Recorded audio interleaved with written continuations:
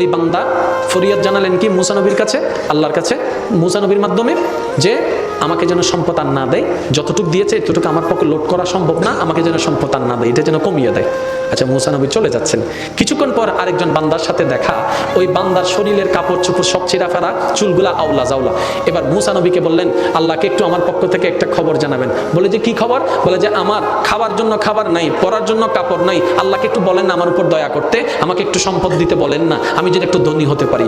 দুইজন বান্দার দুইটি বার্তা নিয়ে মুসা নবী তুর পাহাড়ে চলে গেলেন। আল্লাহর দরবারে এবার ফরিয়াদ জানালেন। আল্লাহর দরবারে দুইজন বান্দার পক্ষ থেকে ফরিয়াদ জানার পরে আল্লাহ পাক বললেন, মুসা, প্রথমে যে বান্দা তোমাকে ধরেছে সে বলেছে সম্পদ আর নিতে পারবে না, তাকে গিয়ে বলো আজকে থেকে যেন শুকরিয়া আদায় বন্ধ করে দেয়, শুকরিয়া আদায় করা বন্ধ করে দেয়, তার সম্পদও কমে যাবে। আর যার সম্পদ নাই বলেছে তাকে বলবা শুকরিয়া আদায় করতে শুরু করতে, যেমনে থাকুক যেভাবে থাকুক শুকরিয়া আদায় করতে শুরু করতে বলো, আমি আল্লাহ সম্পদ বাড়াই দিব, নিয়ামত বাড়াই দিব, মর্যাদা বাড়াই দিব। সুবহান। মেসেজটা শুনে মুসা নবী এবার আসতে লাগলেন। তারা অধীর আগ্রহে অপেক্ষা আল্লাহর পক্ষ থেকে কি মেসেজটা আছে। এবার গরিবের সাথে দেখা হলো। গরিবকে বলে আল্লাহ পাক বলেছে তোমাকে সর্বদা শুকরিয়া আদায় করতে। সে বলে যে আমি শুকরিয়া আদায় করব কি নিয়ে? শুকরিয়া আদায় করার তো কোনো বিষয়ই নাই, শুকরিয়া আদায় করার তো কোনো কারণই নেই, কি নিয়ে শুকরিয়া আদায় করব?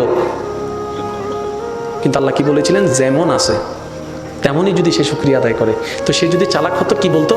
যাক, হাঁটার জন্য এখনো পা দুইটা আছে, আলহামদুলিল্লাহ। চলার জন্য এখনো একটু শক্তি আছে, আলহামদুলিল্লাহ। দেখার জন্য নজরটা একটু আছে, আলহামদুলিল্লাহ। আল্লাহ খুশি হয়ে যেত। এই শুকরিয়ার কারণে তার অন্যদিকেও আল্লাহ বরকত বাড়াই দিত। সুবহানাল্লাহ। সে এই নিয়ামতটা নিতে জানে।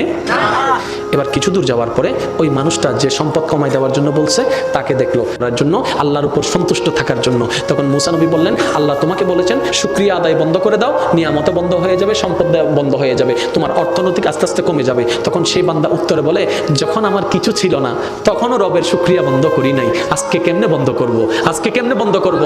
যখন আমার কিছু ছিল না আমি তখনই রবের শুকরিয়া আদায় করেছি। এই হাদিসের ছায়া তলে নবী আমাদেরকে মেসেজ দিতে যাচ্ছেন, উম্মত থাক না থাক, পাও না পাও, বেশি অল্প, মন মতো হোক না হোক, সর্বাবস্থায় আপন রবের শুকরিয়া করতে থাকো। তোমার নিয়ামতের, তোমার জীবনে নিয়ামতের যা যা দরকার তোমার রব সবগুলো পূরণ করে দিবেন। বলেন সুবহানাল্লাহ।